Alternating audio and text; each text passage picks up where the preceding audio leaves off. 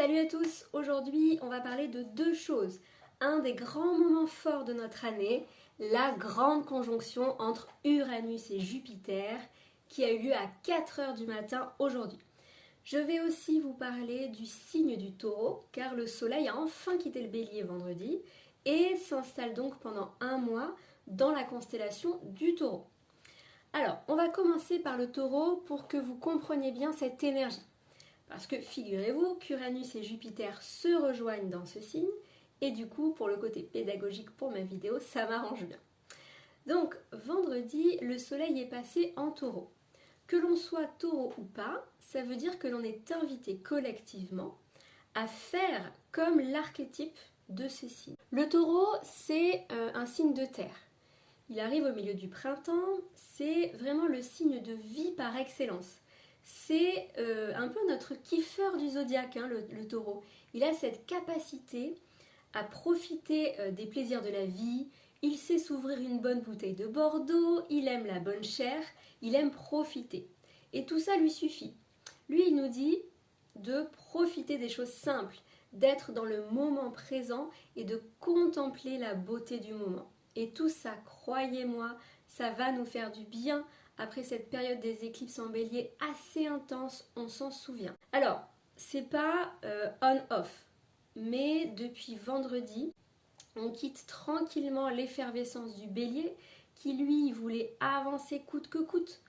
Bon, rappelez-vous quand même que cette saison, elle n'était pas totalement là-dedans, à cause de notre bon vieux Mercure qui rétrograde toujours, jusqu'au 26 avril, petit rappel, et ça nous a demandé, pour rappel, de nous calmer et de potentiellement revoir le projet dans cette saison du bélier qui, lui, voulait foncer.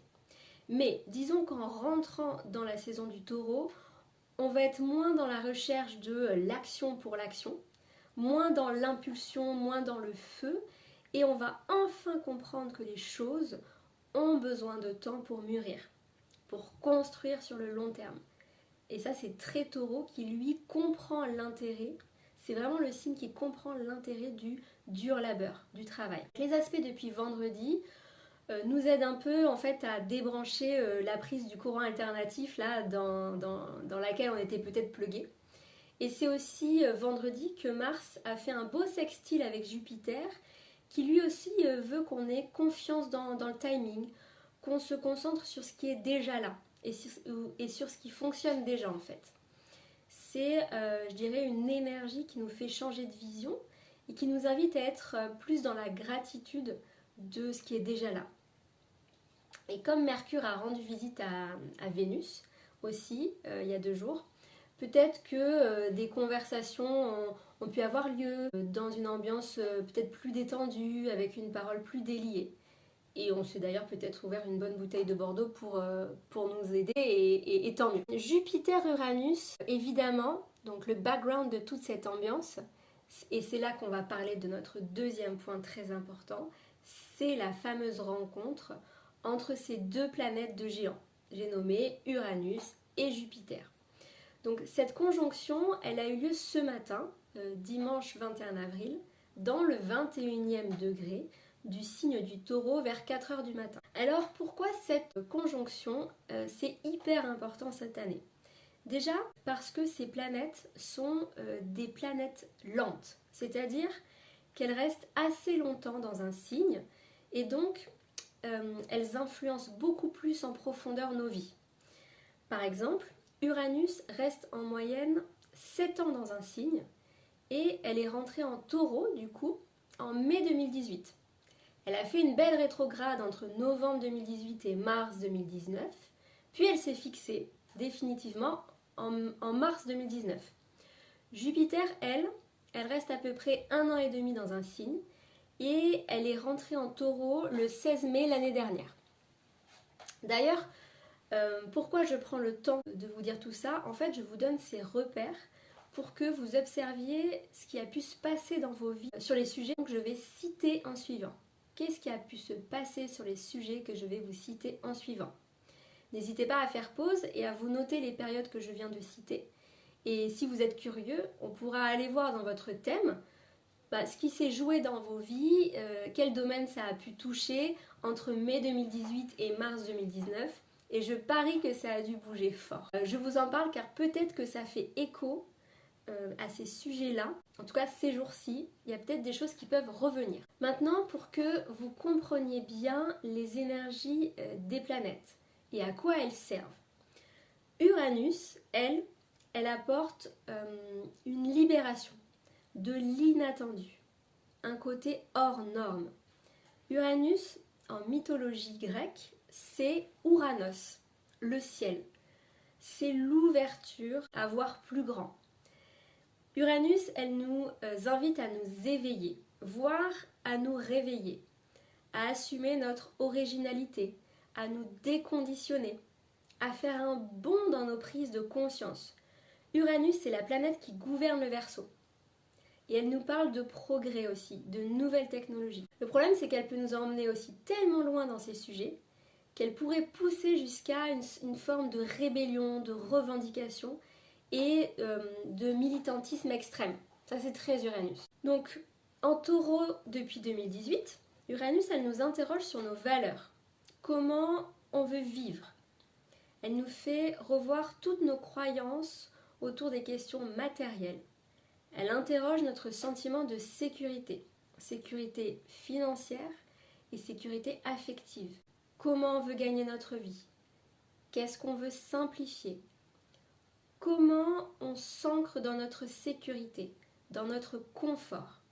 Tout ça, ça concerne les sujets du taureau, vous l'avez bien compris. Et puis maintenant, Jupiter, notre planète de l'expansion, elle nous apporte des ouvertures, des opportunités positives, de la protection ou des aides. En fait, Uranus, c'est le grand bénéfique du zodiaque. Elle peut être très excessive aussi car en fait, elle fait grossir tout ce qu'elle touche. Jupiter, c'est un peu l'effet loupe. Elle nous montre en fait ce qu'on ne voyait pas avant. Du coup, vous l'avez compris, ces deux-là, en fait, se sont rencontrés cette nuit. C'est ce qu'on appelle la conjonction et c'est toujours pareil, ça veut dire un alignement exact du point de vue de la Terre. Les nouvelles lunes en fait quoi, vous commencez à comprendre, hein, je vous en parle assez régulièrement. Mais là, on prend le temps de se poser dessus, sur cet aspect-là, parce que c'est assez exceptionnel en fait. Il faut savoir que Uranus et Jupiter ne se sont pas rencontrés en taureau depuis 84 ans. Et si vous faites le calcul, 84 ans, ça remonte à mai 1940. Donc je vous laisse imaginer dans quelle période de l'histoire se sont retrouvés ces deux géants. Qu'est-ce qui peut se passer maintenant sous cette conjonction? Là, on est dans une belle vibe, je dirais, d'évolution, de réveil collectif. C'est une ouverture de nos possibilités au travers de ce qu'on matérialise, au travers de nos valeurs. Ça va nous redonner confiance, nous dire que l'univers, le ciel, ne nous a pas oubliés. Les changements, par contre, ils peuvent être soudains, surprenants, imprévisibles. Il peut y avoir des surprises, car quand Jupiter rencontre Uranus, c'est jamais de tout repos. Ça peut être des événements que l'on n'attendait pas, qui frappent à la porte. Ça peut aussi être des choses du style Eureka, mais oui, c'est bien sûr, en fait, des prises de conscience uraniennes, comme on dit. Des choses qui vous tombent un peu du ciel et on ne sait pas pourquoi. Donc vous avez peut-être le sentiment en fait qu'en ce moment ça va, en fait je me sens bien, etc. Mais qu'à côté il y a d'autres choses qui sont complètement chaotiques dans ma vie, voire incompréhensibles. Et en fait avec notre copain Mercure rétrograde, tout ça est renforcé.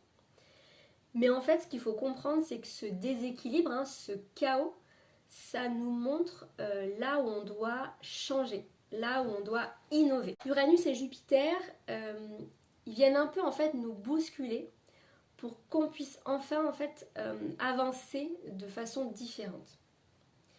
Si on veut essayer de rester dans des anciens modes de fonctionnement, on risque d'être déstabilisé. Et en fait c'est ça, Uranus il crée le chaos pour nous aider à évoluer. Et Jupiter, je l'ai dit tout à l'heure, c'est l'effet loupe. On ne peut plus faire genre on n'avait pas vu.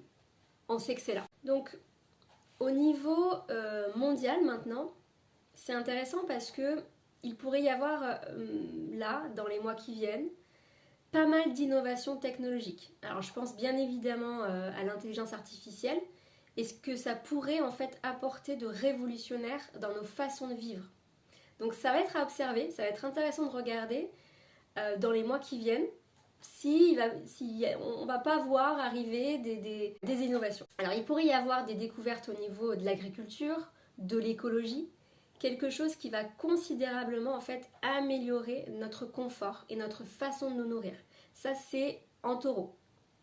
C'est vraiment l'énergie taureau. Mais le taureau, je l'ai dit un peu tout à l'heure, c'est aussi l'argent et c'est aussi le féminin. La fertilité, la fécondité, tous les thèmes autour du féminin. Donc moi je le vois comme un aspect positif qui va apporter des potentiels de libération insoupçonnés. Évidemment, si vous voulez savoir dans quelle maison de votre thème transite Jupiter et Uranus, vous regardez dans votre thème, je vous avais fait un petit mémo là dans la newsletter, ou alors vous m'appelez. Pour finir, il faut savoir que ces deux planètes, donc elles se rencontrent tous les 14 ans. Donc il y a 84 ans, elles se sont rencontrées dans le signe du Taureau, mais tous les 14 ans, elles viennent se dire coucou. Et la dernière fois, c'était en 2010 dans le signe du Poisson. Comme c'est des cycles longs, c'est pas bien grave s'il se passe rien aujourd'hui, puisqu'il faut du temps pour observer ce qu'elles viennent nous faire travailler. Là, elles ouvrent vraiment un cycle de 14 ans dans le domaine de votre vie où se trouve le Taureau.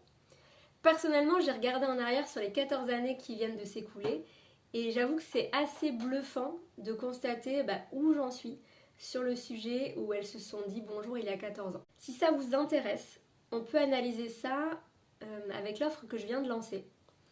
Pour vous en parler de vive voix, il s'agit d'une analyse de thème sous forme de message vocal. Donc je vous enverrai un WhatsApp, un message vocal, pour vous parler soit des énergies pour votre mois, soit en fonction de ce que vous décidez, on peut creuser une question précise si vous en avez une. Et en général, j'aime bien compléter par un tirage de tarot si vous avez une question particulière. Donc si vous voulez aller plus loin, vous savez où me trouver, vous pouvez me contacter. J'en ai fini pour cette analyse des énergies un peu du jour. Je vous ferai très rapidement la vidéo sur la pleine lune en Scorpion qui a lieu cette semaine, le 23. En attendant, je vous dis à très vite et très bon dimanche à vous.